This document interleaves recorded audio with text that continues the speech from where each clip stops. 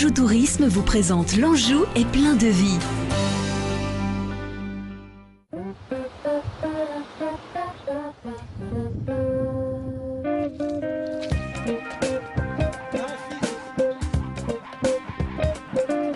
Dans les Pays de la Loire, nous avons 300 km de rivières navigables.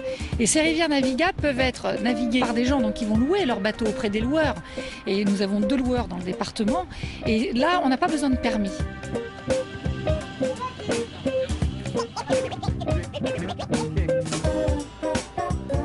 Ça permet de voir les oiseaux, ça permet aussi de découvrir la rivière autrement, les rives, les maisons. Il y a une petite formation quand même, parce qu'en plus il y a les écluses à passer, il faut connaître un petit peu comment ça se passe, c'est relativement facile.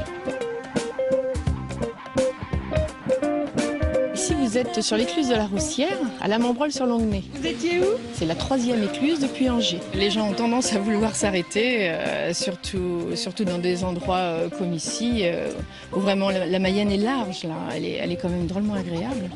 Et les gens ont envie d'y rester, se reposer, d'y rester quelques temps.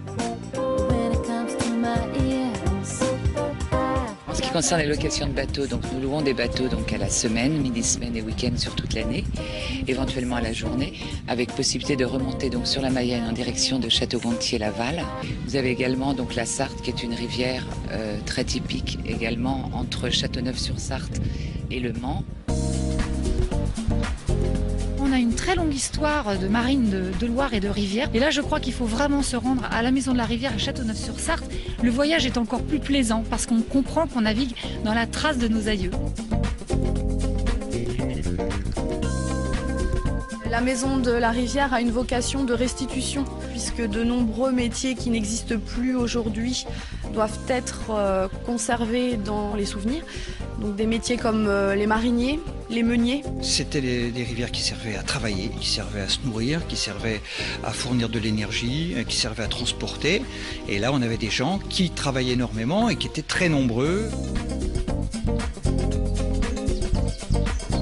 On peut connaître un village par la terre, on n'a pas la même approche par la rivière.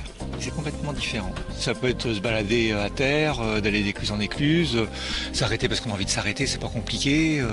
Ça peut être des paysans. La route on connaît, donc on aborde toujours les villages par la route, les paysages par la route. Là par l'eau c'est quand même différent.